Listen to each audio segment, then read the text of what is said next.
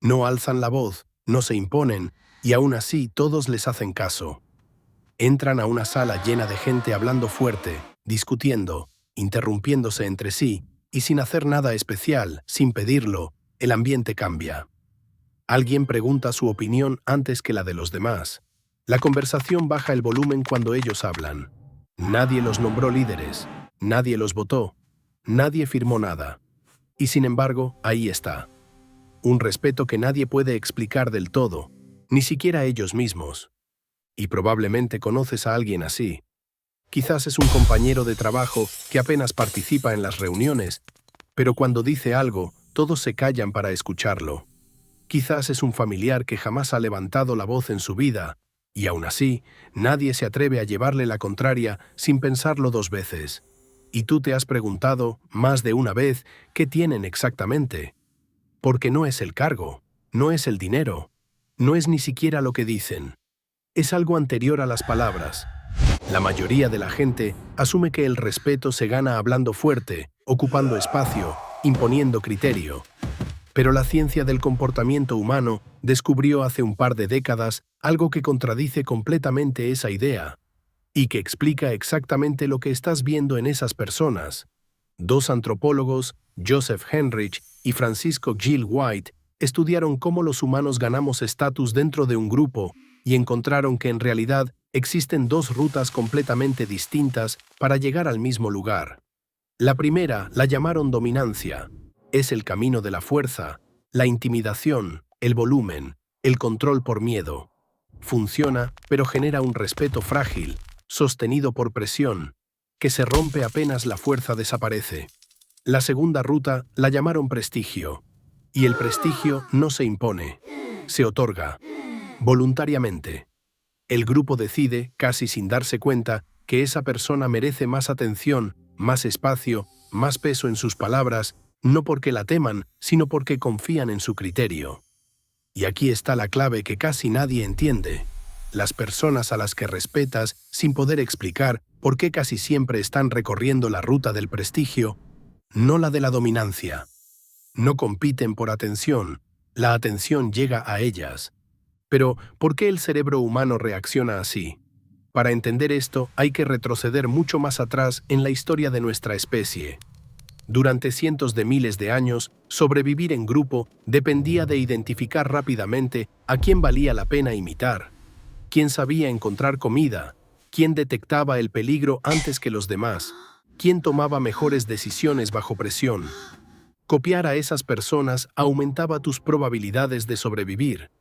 Y con el tiempo, el cerebro humano desarrolló un sistema automático, casi instintivo, para detectar competencia y calma bajo presión y otorgarle atención preferente.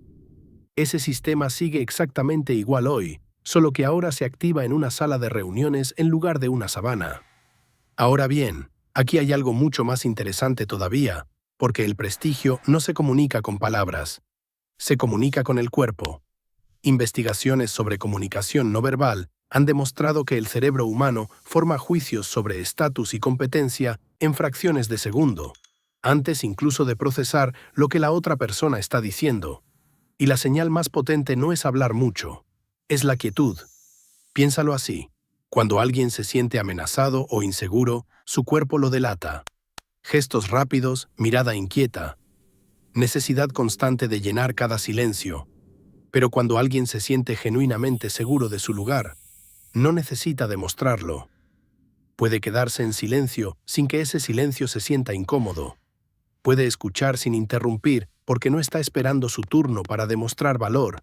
Ya siente que su valor no depende de esa conversación. Y paradójicamente, esa calma es leída por el cerebro de los demás como una señal de estatus altísimo. Quien no necesita demostrar nada, comunica sin palabras que tiene poco que temer. Pero no todas las personas que generan este tipo de respeto silencioso llegaron ahí por el mismo camino. Y aquí es donde la psicología se pone realmente interesante. Existe un primer grupo que podríamos llamar los competentes silenciosos.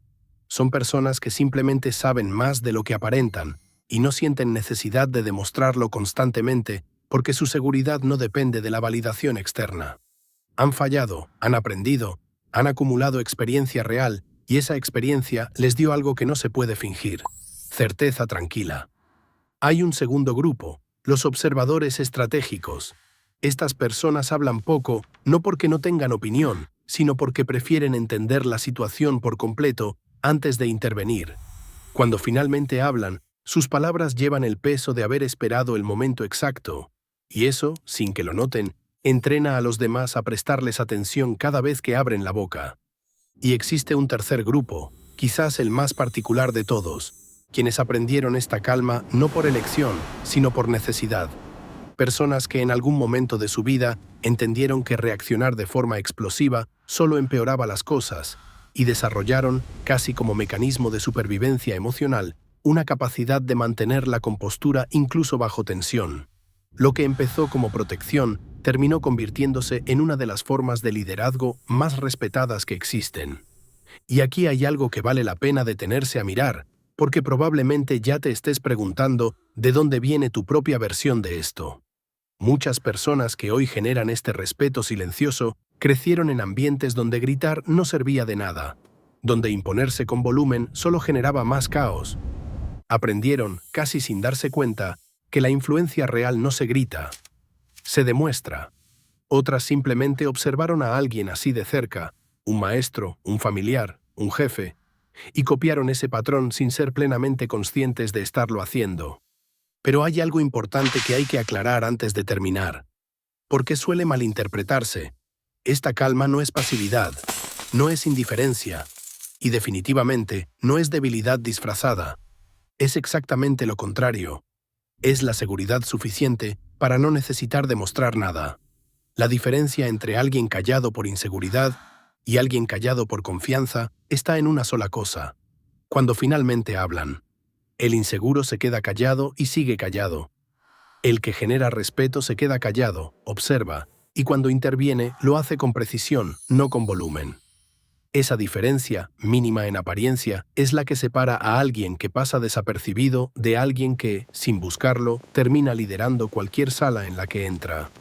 Así que si eres de las personas que rara vez alza la voz y aún así siente que, extrañamente, la escuchan, no lo confundas con timidez ni lo minimices como algo casual. Es una de las formas más antiguas y más difíciles de fingir que existen para ganar la confianza de otras personas. No necesitas imponerte. Tu presencia ya está haciendo el trabajo. Y si nunca lo habías pensado así, la próxima vez que entres a una sala llena de ruido, prueba algo distinto. No compitas por el espacio. Quédate en calma, observa y habla solo cuando realmente tengas algo que decir. Vas a notar algo curioso. El silencio, bien usado, pesa más que cualquier grito.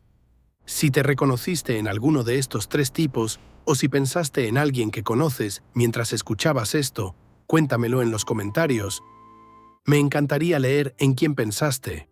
Y si te interesa entender estos mecanismos silenciosos que explican cómo nos relacionamos y cómo se construye la influencia real, suscríbete, porque en el próximo video seguimos revelando cosas de la mente humana que probablemente nunca habías notado. Nos vemos en el siguiente.